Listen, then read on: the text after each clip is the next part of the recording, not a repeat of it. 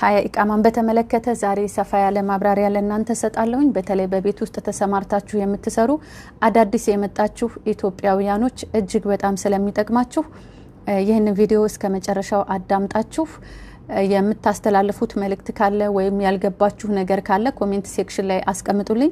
ኮሜንታችሁን እያየሁ በተደጋጋሚ ቪዲዮ ለእናንተ እየሰራሁ ለእናንተ የሚጠቅም ነገር አካፍላችኋለሁ ማለት ነው። ሀያ ኢቃማ ማለት በአሰሪና ሰራተኛ ማህበራዊ ክህሎት አልፋችሁ ህጋዊ የጉዞ ሰነድ ይዛችሁ ወደ ኩዌት የመጣችሁ ኢትዮጵያውያኖችን ይመለከታል ማለት ነው። የአሰሪና ሰራተኛ ውል አላችሁ።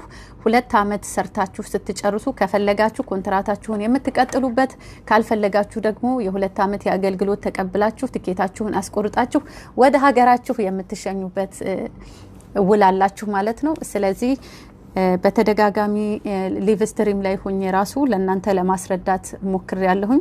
በየጊዜው እየመጣችሁ የተለያየ ጥያቄ ስትጠይቁ ለነበራችሁ ይሄ ቪዲዮ ግን እየገባችሁ ሁሉ ጊዜ ሼር እያደረጋችሁ ስታዩት መልሱን እዚህ ውስጥ ስለምታገኙት ነው።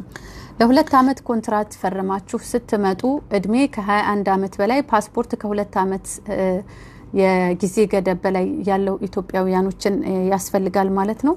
እዚህ ከመጣችሁ በኋላ አሰሪዎቻችሁ ጋር ከገባችሁ በኋላ ምናልባት ከአሰሪ ጋር ስምምነት ላይኖር ይችላል። ስለዚህ ስምምነት ሳይኖር እንዴት ወዴት ለማን ሪፖርት ማድረግ አለብን? ምንስ ነው መደረግ ያለበት? ሀያ ኢቃማ ከምን ወደ ምን ትራንስፈር መደረግ ይችላል?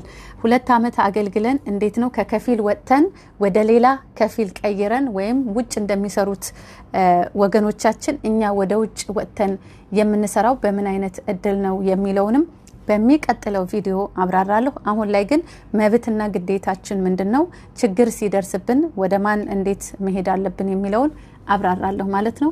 ተከታተሉ።